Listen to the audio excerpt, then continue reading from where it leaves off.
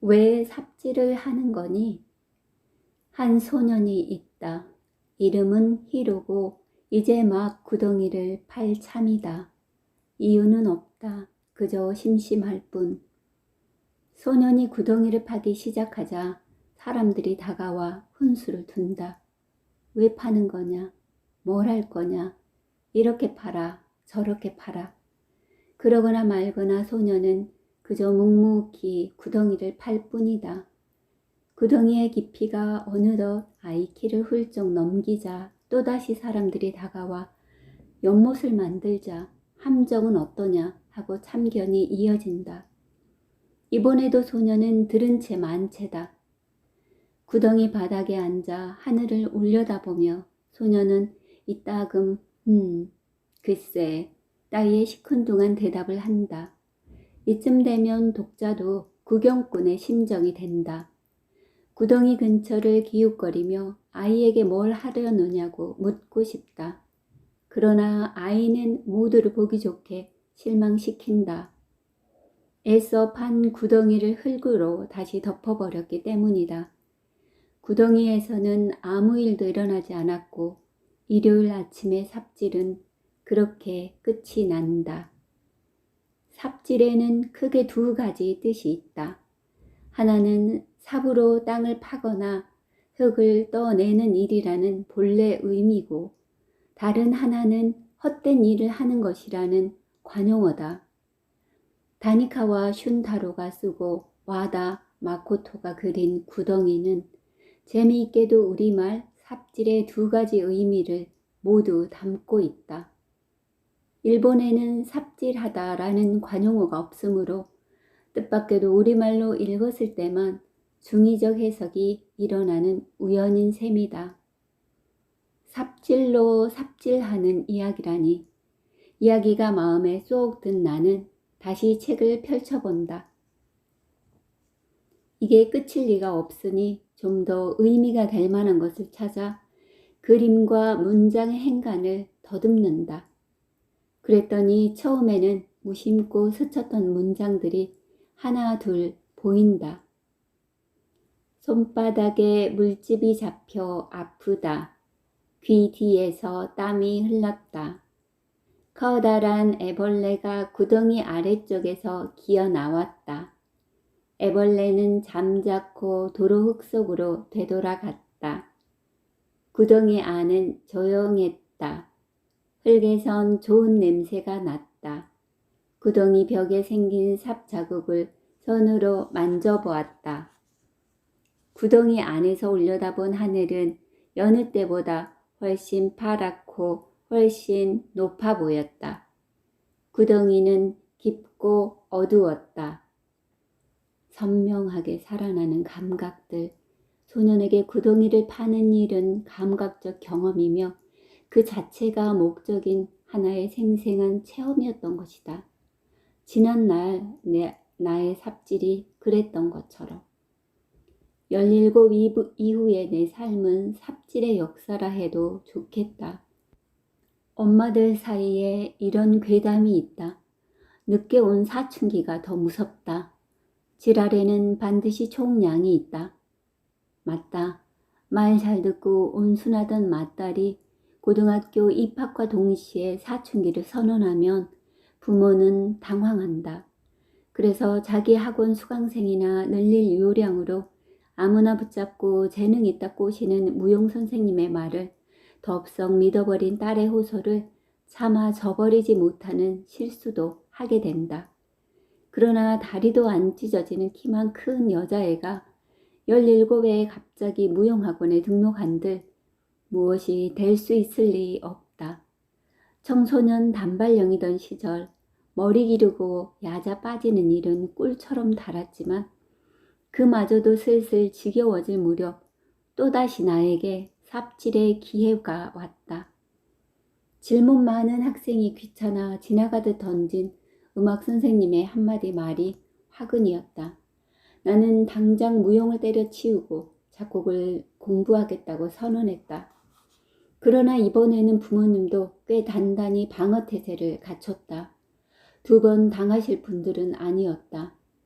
그럼 뭐 혼자라도 해보겠다고 큰 소리 쳤으나 당연히 나에겐 무용의 소질만큼이나 작곡의 소질도 없었다. 그래서 하는 수 없이 다른 구덩이를 팠다. 밴드를 시작했다. 시커먼 계란판으로 뒤덮인 지하 연습실을 전전하며 악기 들고 다니는 친구들 곁을 기웃거리는 사이 함께 밴드를 하던 친구들은 데뷔도 하고 음반도 냈다. 그러나 나는 어줍잖게 광고 음악의 녹음 세션으로 갔다가 알바비만 떼었다. 어른이 되고 나서도 삽질은 이어졌다.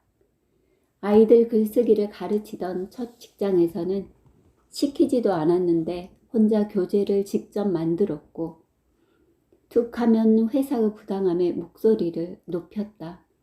졸업반 아르바이트로 시작한 것 치고는 월급이 꽤 많았음에도 1년 반 만에 사표를 썼다. 대신 동네에서 혼자 아이들을 모아 가르치기 시작했다. 당장 소득은 반의 반 토막이 났지만 대신 시간이 많아졌다. 그 바람에 더욱 열심히 삽질의 기회를 노렸다.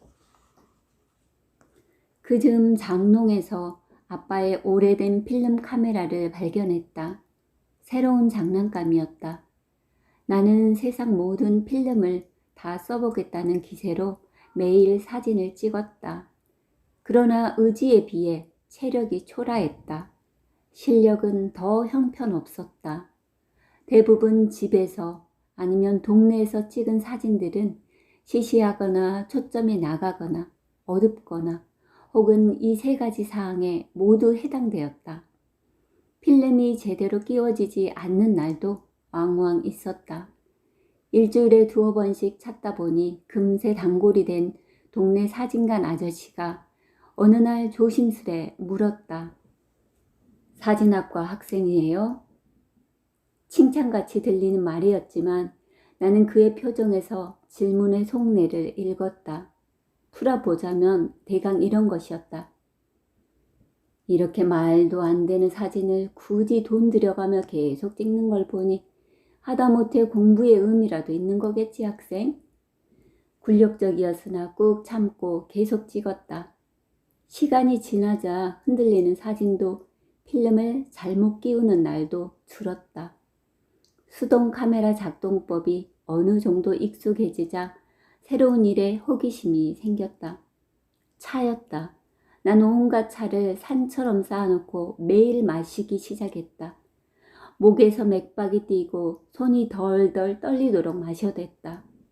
묘포에 빨간 세일이 붙은 인도 홍차를 구하겠다고 인도 다원에 직접 주문서를 넣고 스리랑카에서 다과로 먹는다는 비정제 설탕을 구하겠다고 아마존을 이 잡듯 뒤졌다.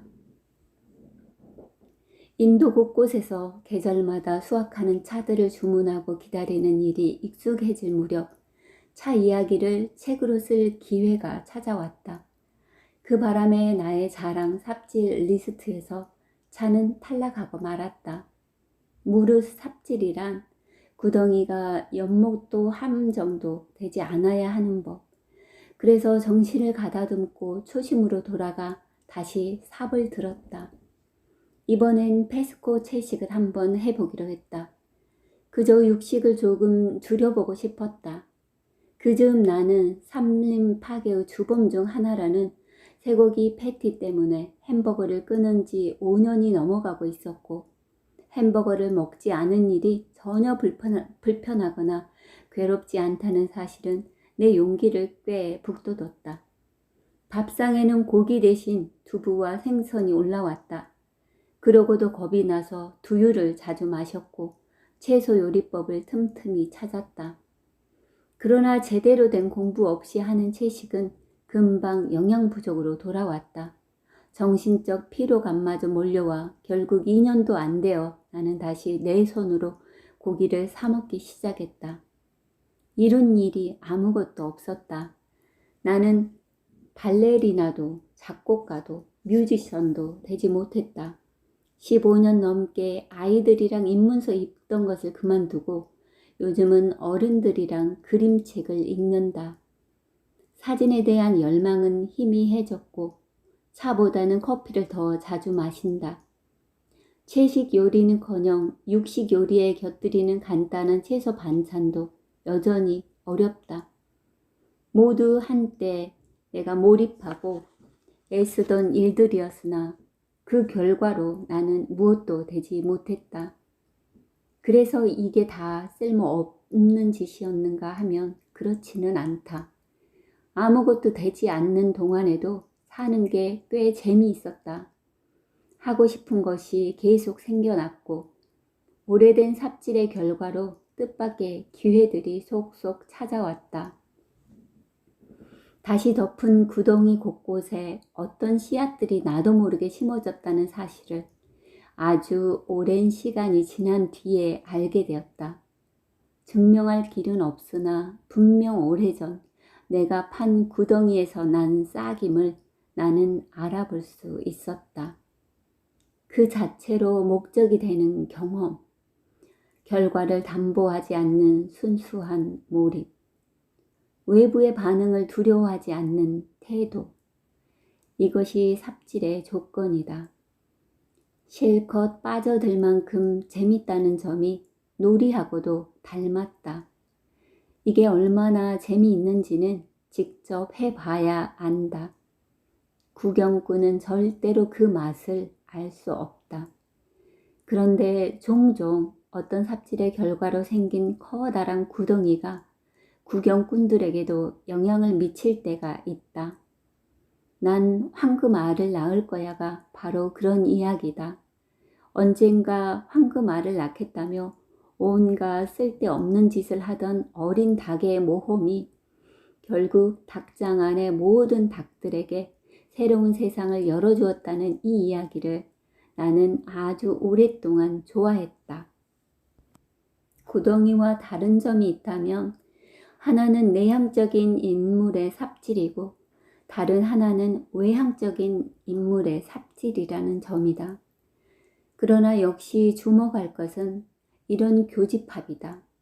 궁금하면 해본다. 새로운 것이라면 해본다. 망할 것 같아도 일단 해본다. 하다못해 재미라도 있을 것이다. 그렇게 재미난 것들이 모여 재미난 인생도 될 것이다. 끝까지 들어주셔서 감사합니다. 이 책 안에는 괄호 안에 작가의 속마음을 표현하는 문장들이 간간히 들어있는데요. 저는 그 내용을 제외하고 본문을 읽어드렸습니다. 나중에 책으로 직접 보시면 그런 부분들을 확인할 수 있을 것 같습니다. 감사합니다.